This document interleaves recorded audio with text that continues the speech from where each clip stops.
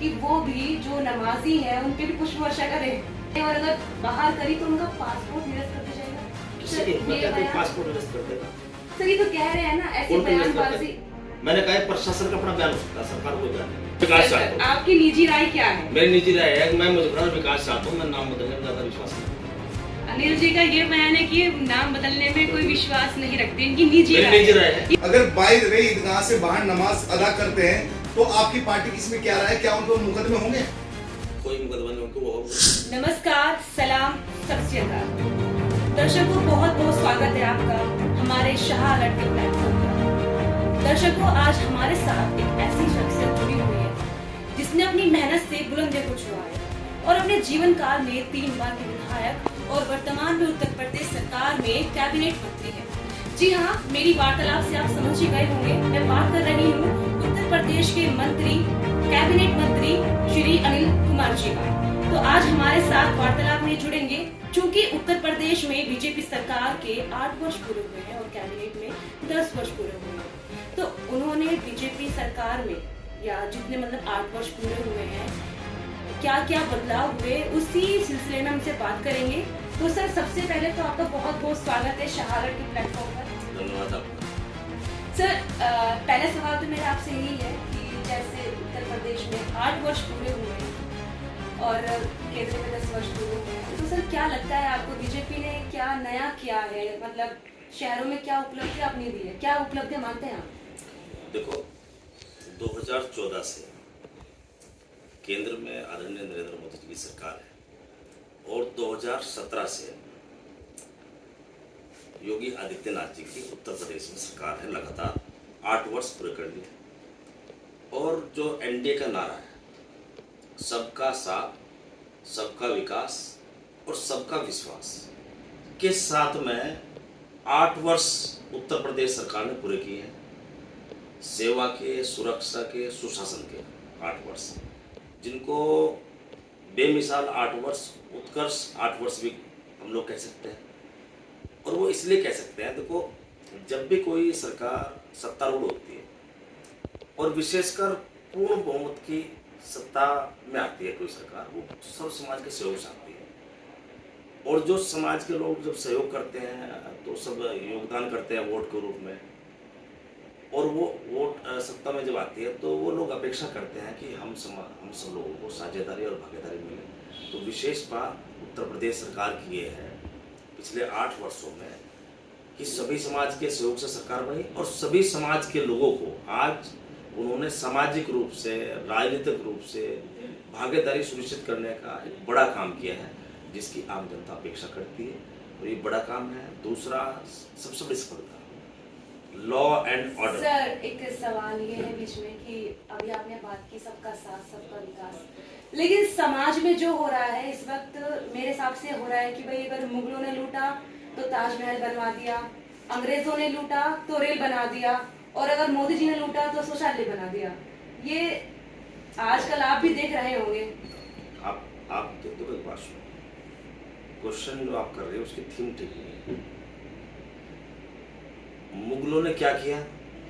Sir आप बात कर रहे हैं सबका साथ, सबका विकास, लेकिन बाहर तो कुछ और ही नजर आ रहा है ना। वही कह रहा हूँ। अभी हाल फिलहाल में रमजान शरीफ का जो महीना चल रहा है, इसमें किस तरह से पॉलिटिकल एजेंडा है या क्या है? सभी बयानबाजी चल रही है, कहीं पे छतों पे नमाज पढ़ने के लिए मना करते हैं, सड़कों पे नमाज पढ़ने के लिए मना करते हैं, लेकिन सर उसी सड़क पे अगर जुलूस निकलता है, अभी देखो नवरात्रि भी करीब है और अभी बीते दिनों रमजान की जो जुम्मे की नमाज थी उस पर इतना ज्यादा रोकथाम लगाई गई है। सर ये सबका साथ, सबका विकास, कहीं ना कहीं दुर्भाग्य की बात है कि हम बीइंग इंडियन मुस्लिम्स के सबका साथ, सबका विकास, सबको या तो एक तरह से लेके चलो कि भाई अगर योगी जी कांवड़ यात्रा के दौरान पुष्प वर्षा करते हैं तो क्या उनका अधिकार नहीं बनता कि वो भी जो नमाजी है उन पे भी पुष्प वर्षा करे?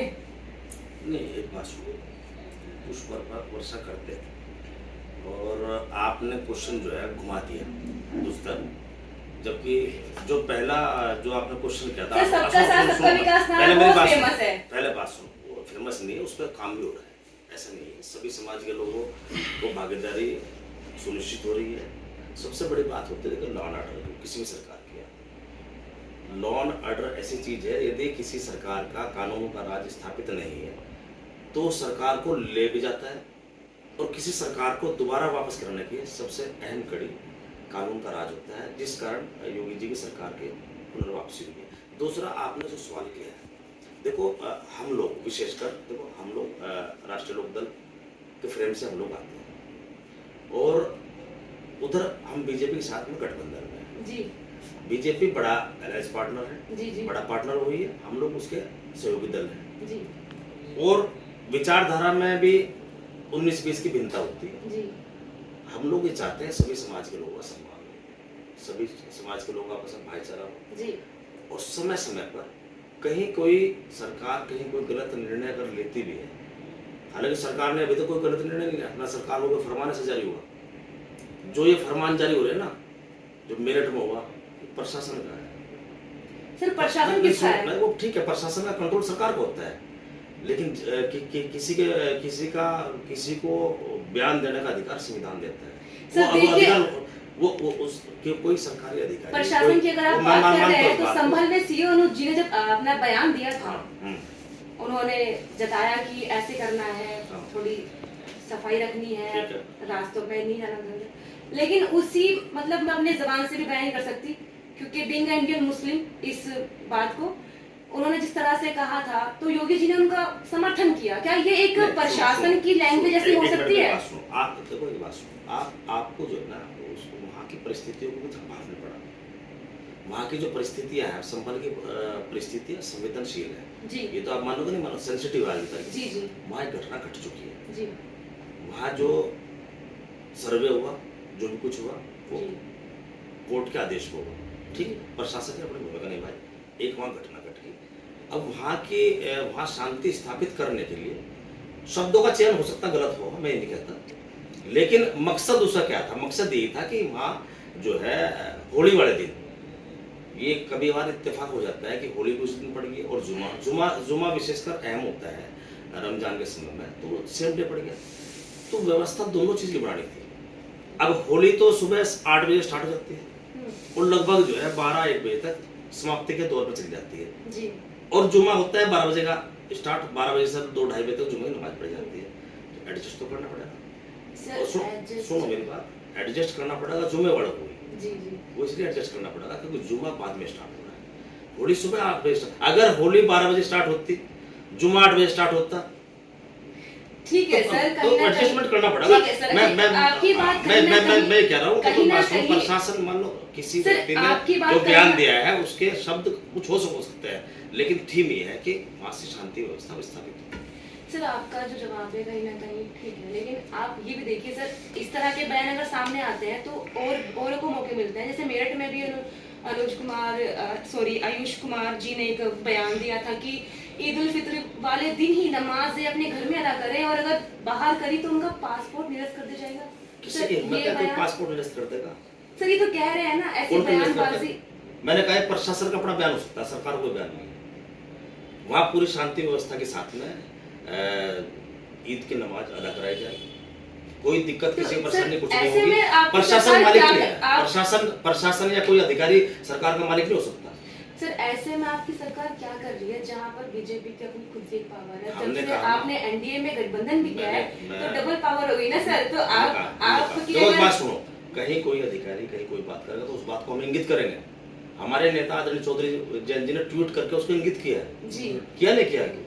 वो क्यों किया इंगित? कि भाई आप गलत कर रहे हो, आपको ऐसा नहीं करना चाहिए।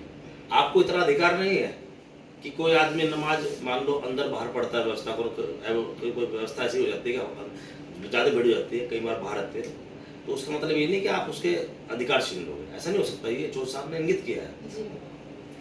सर ठीक है, दूसरा सवाल मेरा यही है कि भी देखो बहुत पहले से बात चलती आ रही है, राजनीतिक एजेंडा है, सियासत है, क्या है नहीं जानते हम, लेकिन कहीं ना कहीं ये शहरों के नाम बदलने की जो नीति चली आ रही है, किस बेस पे आज मुजफ्फरनगर में बैठक भी हुई थी जिसमें 25 करोड़ रुपए की लेन देन की बात भी हुई है विकास को लेकर, लेकिन पास हुआ। ठीक है, ये जानकारी आप देंगे ना, हम थोड़ी होंगे आपको जानकारी। दूसरा सवाल मतलब ये है कि शहर के नाम बदलने की जो मुहिम चली किस बेस पे चली है, मतलब क्या हो सकता है? देखो एक बात सुनो, इस देश का संविधान हर व्यक्ति को अभिव्यक्ति की आजादी देता है। कोई आदमी कुछ भी कहे तो किसी को रोक दोगे आप? सर बोर्ड भी लग गए हैं आज, तो आज देखा हमने जगह जगह पे लोगों ने विरोध वहाँ दो मत आए, वहाँ दो मत आए। कौन से मत सर? वहाँ मत ये दो आए हैं। कुछ सदस्यों ने कहा कि मुजफ्फरनगर का नाम लक्ष्मीनगर होना चाहिए। सर मुजफ्फरनगर से एक तरह से फील आता है कि मोहब्बत का नगर, लक्ष्मीनगर इतिहास के पन्ने को कुरेदने की जरूरत ही क्या है? आप मेरी पर्सनल पूछोगे तो मैं तो विकास चाहता हूँ। आपकी निजी राय क्या है? मेरी निजी राय है कि मैं मुजफ्फरनगर विकास चाहता हूँ। मैं नाम बदलने में ज्यादा विश्वास नहीं रखता। अनिल जी का ये बयान है कि नाम बदलने में कोई विश्वास नहीं रखते, इनकी निजी राय है। ये सर ये एक अच्छी बात है। मेरी निजी राय है, नाम बदलने से कुछ नहीं होना, सरकारी खर्च होगा जी, सरकारी खर्च ही तो होगा। नाम जब बदलेंगे तो सारे जितने भी डॉक्यूमेंट्स हाँ, साइन बोर्ड है, जितने मुजफ्फरनगर से संबंधित पूरा रिकॉर्ड है, हाँ, वो हमें पूरा चेंज करना पड़ेगा। उसमें हमारा पैसा खर्च होगा ना, उस पैसे को हमें विकास में लगाना चाहिए। सर एक सवाल ये भी है, अगर बात चल रही है विकास की, तो मुजफ्फरनगर में देखा जा रहा है आजकल एक ट्रैफिक में तूल बांधा हुआ है, जाम ही जाम हो गया है। तो इसमें क्या कर रही है सरकार? मतलब इसका कोई समाधान है? नहीं है एक्चुअली। हम भी रास्तों से ट्रैफिक जैम है मुजफ्फरनगर के अंदर। तो जो हमारा पुराना शहर तो पुराना ही है, नया तो ज्यादा तो मुजफ्फरनगर नहीं बढ़ा, लेकिन शहर के अंदर निश्चित रूप से जाम है। अब ज्यादा जाम जो है, बड़ा जो जाम है हमारे शहर के अंदर ई रिक्शाओं का है, उसको हमें व्यवस्थित रूप से चलाना चाहिए। उसके लिए समय समय पर ट्रैफिक दिशा निर्देश प्रशासन के द्वारा होते हुए रहते हैं और वो फॉलो भी होते हैं, कई बार चालान भी होते हैं। अब वो रिक्शा वाले जब पकड़े जाते हैं तो फिर हमारे पास आते हैं। अब हम इस बात को लेकर छुड़वाए तो चलो गरीब आदमी है, 2000 का चालान होता है, क्या करें? तो उसको रूल फॉलो करना चाहिए ना। जो रूट जिसका जो रूट निर्धारित करते हैं उसको नहीं चलना चाहिए, और वो रूट से हटकर चलेगा तो फिर जाम की स्थिति पैदा होगी ना जी। सर नगर पालिका का भी सवाल है, आपने देखा होगा Shri Ram group of colleges जो है, बहुत ही हमारा मुजफ्फरनगर का बहुत फेमस कॉलेज है, उसके जो बराबर की जो गलियां हैं उसमें पानी भरा हुआ है। नगर पालिका के जो बड़े नेता है या फिर कोई भी है वहाँ से गुजरता है तो क्यों वो नहीं दिखता है किसी को? ये सवाल मेरा आपसे निजी सवाल है सर, उसकी समस्या का समाधान क्या है? देखो मेरी बात सुनो, और मेरे तो संज्ञान में है नहीं ना, मेरा विधानसभा क्षेत्र हो, हमारे संज्ञान में आएगा तो हम उस पर कार्रवाई करेंगे। करेक्ट, निश्चित रूप से कार्रवाई करेंगे। आप दे दो, मैं आपका लिख देगा। ठीक है, ये इसलिए तो लिया है, लिखा पढ़ी कर देंगे उसका। आप दे दो व्यक्ति को। माननीय मंत्री जी एक सवाल है लास्ट है, जैसे कि ईद उल फितर की नमाज होनी है और जिस तरीके से सहारनपुर में और मेरठ में ये प्रशासन की तरफ से, सरकार की तरफ से नहीं, प्रशासन की तरफ से आदेशित हुआ है।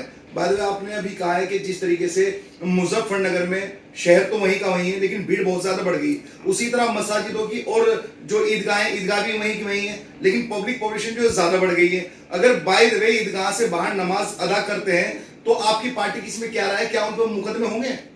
कोई मुकदमा नहीं होगा, वो मुकदमा जी। देखो हमारा तो देखो प्रशासन से भी यही अनुरोध है जी, ठीक है, एज ए मिनिस्टर प्रशासन जो है उसे व्यवस्थित रूप से नमाज को अदा कराए। 15-20 मिनट का कार्यक्रम है, कोई ज़्यादा लंबा समय का कार्यक्रम नहीं होता नमाज का, ठीक है। एक व्यवस्था बनाए, एक उसकी नीति बनाए, उसको नीति बनाने नहीं चाहिए। अभी हमारे पास 2-3 दिन का समय है। सर ये बातें सिर्फ जुमलों में नजर आती है, एक्चुअली बात ये है कि जहाँ पे ये बोल के कि मस्जिद अवैध है, अवैध के नाम से कि उसके नीचे ये खोज लो, उसके नीचे ये खोज लो, जब मस्जिदें नहीं रहेंगी तो लोग नमाज के लिए कहाँ जाएंगे? सड़कों पर आएंगे या छतों पर जाएंगे अपनी? नहीं देखो मेरी बात सुनो, नमाज ईद की जो नमाज होती है, और आप यदि मुस्लिम समाज से ताल्लुक रखते हो तो आपका भी दिल ये कहता हो कि मैं उसके अंदर ही नमाज अदा करूँ मस्जिद के अंदर, लेकिन स्पेस कई जगह कम है, कई बार बाहर भी व्यवस्था हो जाती है। तो ऐसा नहीं आप उससे प्रशासन को छोड़ दीजिए, आप निश्चिंत रहो, कहीं कोई दिक्कत परेशानी नहीं है, होली का कोई दिक्कत नहीं, इसमें कोई दिक्कत नहीं होती। अच्छा, आप निश्चिंत रहिए, शांतिपूर्वक तरीके से होगी। और हम लोग बधाई देते हैं एडवांस में, 31 में शायद आपकी ईद होने जा रही है। जी जी, हम सब लोग मनाते हैं पहले से, आप लोग साथ शेयर करें।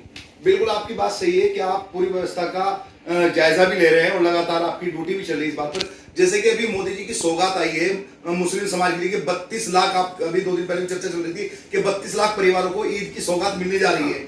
लेकिन एक तरफ तो ईद की सौगात मिलने जा रही है और दूसरी तरफ ये चीजें लागू हो रही है। अगर ऐसे अधिकारियों की जबान पर कहीं ना कहीं सरकार का लगाम लग जाए तो कम से कम ये जो कहीं ना कहीं टूट का एक वो चल रहा है ये तो बंद हो जाएगा साहब।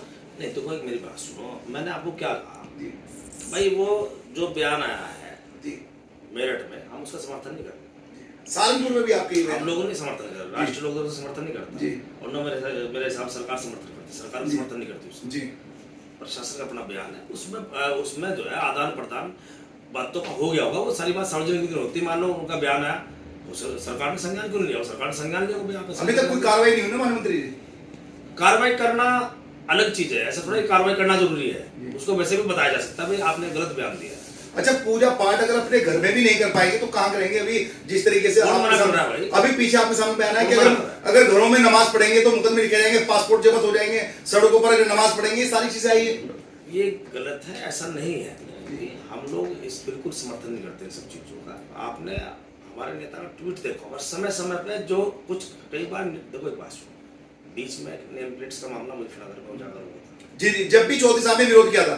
चौधरी साहब ने विरोध किया था ना जी, लेकिन निर्णय का सरकार का था, वो जी प्रशासन का था ना, हमने विरोध किया उसका। तो सरकार का ही प्रशासन है ना। अरे भाई सरकार के अंग है, मान जी। लो हम लोग सरकार के अंग है ना। जी सही बात को हम तो सही बात को तो कहेंगे ना, जो बात हमें सही लगे हम तो वही कहेंगे ना। बिल्कुल बिल्कुल। अब हमें उनका बयान भी उचित नहीं लग रहा मेरठ वालों का, जी हमें मुजफ्फरनगर प्रशासन का बयान उचित नहीं लगा था उस जी। समय, तो हमारे नेता ने हस्तक्षेप किया था, जी। हम लोग हस्तक्षेप कर रहे हैं। तो ऐसा नहीं है, इन सब बातों का फर्क पड़ता है। जब मान लो लगता है कि भाई हाँ ये बात सहयोगी दल इस बात को कह रहे हैं, तो सब चीज वो जनता के फायदे के लिए तो हम लोग कह रहे हैं। भाई हम तो ये चाहते हैं कि देखो कोई भी त्योहार हो, हिंदू का हो, मुस्लिम का हो, सिख का, ईसाई का, सभी त्योहार भाईचारा का संदेश देते हैं। सबकी थीम एक ही होती है जी कि कैसे सौहार्द आपस में लोगों में बढ़े, जी जी। ठीक है, सभी समाज के लोगों में। इसीलिए त्योहारों का आयोजन होता है, ठीक, अलग अलग तरीके से अलग अलग समाज के लोग अलग अलग तरीके से मनाते हैं। जी लेकिन आप अगर उन्हें देखें व्यवहारिक रूप से तो सबका संदेश एक ही है, चाहे वो ईद हो, चाहे होली हो, चाहे दीपावली हो। एक हिंदू मुस्लिम लोग क्या एक दूसरे के यहाँ जाते नहीं का? जी जी जी। हैं? नहीं मानो जितने ईद में जितने हिंदू लोग जाते हैं, जी ईद में जितने हिंदू जी, लोग जाते जी, जी। हैं मुस्लिम समाज के यहाँ, जी। मतलब कोई जाता है इतना? नहीं नहीं बिल्कुल हैं? त्योहार ही होता है। अभी मैंने 3-4 दिन में मैं 2-3 तो रोजा अफ्तार कर लिया। जी जी बिल्कुल। ठीक।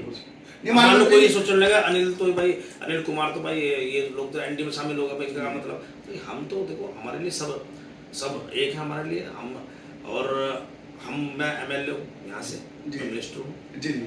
तो सबका हूँ। नहीं माननीय मंत्री जी, मेरा एक लास्ट सवाल है आपसे, बाकी सना के साथ आपकी चर्चा रहेगी जारी, लेकिन आप मुझे एक सवाल का जवाब दे दीजिएगा कि जिस तरह 1928 में ये मस्जिद का वक्फ में रजिस्टर्ड हो गई थी, जो रेलवे स्टेशन के बिल्कुल सामने है, आप देखते होंगे आते जाते जब लखनऊ जाते होंगे, लेकिन 1947 के बाद में अगर कोई भूमि इस तरह की थी तो उसको शत्रु संपत्ति कह सकते थे, लेकिन जो 1928 में दर्ज हो गई, आखिर उस पर विवाद क्यों छिड़ा है? ये मुजफ्फरनगर की बात कर रहे हैं। देखो मुझे उसकी कोई विस्तृत जानकारी नहीं है अरशद भाई जी, तो इसलिए उस पर कोई टिका टिप्पणी करना भी मेरे लिए अनुचित है। जी कोई गलत बात उसमें कोई गलत तथ्य मेरे मुंह से निकल जाता है तो जी। खामखा वो वाद विवाद बन जाए। ठीक। अब उसकी मुझे पूरी जानकारी है ना भाई। सर अच्छा, जैसे आप पहले विधायक भी रहे हैं पुरकाजी से, आपकी जो शुरुआत थी वो बीएसपी से हुई है, अभी कैबिनेट मंत्री बने हैं आप, तो आपको किन समस्याओं का सामना करना पड़ा? मतलब कुछ चुनौतियां सामने आई होंगी, पहला काम अलग था, अब काम कुछ और है, इसलिए ये काम तो इसमें सेम ही क्या रहता है ना, दायरा बढ़ जाता है। आप एज एमएलए जब आप काम करोगे तो आपके लिए एक क्राइटेरिया विधानसभा क्षेत्र रहेगा, जी ठीक है। जब आप मिनिस्टर हो जाओगे तो आपका दायरा तो बढ़ेगा, आपका काम क्या करने का ऐसी स्कोप भी बढ़ेगा। जिम्मेदारियां थी जो आपको कोई नई जिम्मेदारी मिली हो कहीं में विकास के क्षेत्र में? नहीं, विकास के क्षेत्र में तो जिम्मेदारी होती है किसी। सर एक सवाल ये भी है कि इस्लाम इंटर अभी मतलब हाल फिलहाल में ये हुआ है कि इस्लाम इंटर कॉलेज का जो डिग्री सेशन है खत्म कर दिया गया है, जबकि ये बहुत डिग्री सेशन जी कैसा मतलब डिग्री सेशन मतलब ये है कि इस्लाम इंटर कॉलेज काफी पुराना है, उसमें डिग्री सेक्शन भी था बच्चों के लिए और उसे खत्म कर दिया गया है क्योंकि वो सरकारी स्कूल है इसलिए। कब हुआ था? सर बीते दिनों की खबर है कि हम नहीं सर विकास की बात तो बहुत हो गई है, लेकिन एक सबसे बड़ा मुद्दा विकास का शिक्षा का ही आता है। तो सर आपकी सरकार शिक्षा के लिए क्या कुछ नया कर रही है? जब से आप कैबिनेट मंत्री बने हो तब से आपने कुछ नया सोचा है कुछ करने के लिए? देखो शिक्षा के क्षेत्र में एक तो राष्ट्रीय नीति लागू हुई है ना 2020 जी केंद्र सरकार के द्वारा हुई है। बाकी शिक्षा के क्षेत्र में, एजुकेशन के क्षेत्र में अलग अलग सरकार स्टेट्स में अलग अलग पॉलिसी लागू है। आप अगर मुजफ्फरनगर की बात करें, ठीक है, देखो शिक्षा किसके लिए जरूरी है बताऊंगा आप। जिसके पास पैसा उसके लिए जरूरत हो वो तो शिक्षा को, एजुकेशन कहीं भी ग्रहण कर सकता है, जी जी विदेश तक। जो गरीब आदमी, एक आम आदमी जो हैंड टू माउथ है, जी जी वो कैसे पढ़े? सरकार को उसके लिए इंतजाम करने हैं। सरकार ने मुजफ्फरनगर के अंदर अटल आवासीय विद्यालय दिया है, इंटर कॉलेज तक, नर्सरी से इंटर कॉलेज तक दिया है, जी ठीक है, 12 6 तक 12 तक। और वो बिल्कुल एजुकेशन फ्री है, रहना फीस फ्री है, निःशुल्क है बिल्कुल। और गरीब बच्चों के लिए, जो श्रमिक श्रेणी के बच्चे हैं उनको, उनका कैटेगरी भी, वो मानक भी यही है कि जो जिन बच्चों का, जिनके माँ बाप का लेबर में रजिस्ट्रेशन है, उनको वहाँ एडमिशन मिलता है। तो सरकार के बहुत सारे कदम हैं। सरकार चाहती है कि हर बच्चा हमारा शिक्षित हो। जब हमारे बच्चे शिक्षित होंगे, टेक्निकल होंगे, डिजिटल होंगे, तभी तो आगे बढ़ेंगे। उससे पूरा सरकार का जोर है। ठीक है, तो ये थे हमारे साथ उत्तर प्रदेश के कैबिनेट मंत्री अनिल कुमार जी। तो आगे मिलते रहेंगे हम आपसे शाह अलर्ट के प्लेटफॉर्म पर। देखिए, अपने आत्मविश्वास को मैंने बुलंद किया, सफलता का आलम मेरी मेहनत से सजाया है। ये इंस्पिरेशन मिली है अनिल कुमार जी से। तो बहुत बहुत शुक्रिया आपका हमसे जुड़ने के लिए। आगे बने रहिए शाह अलर्ट पर।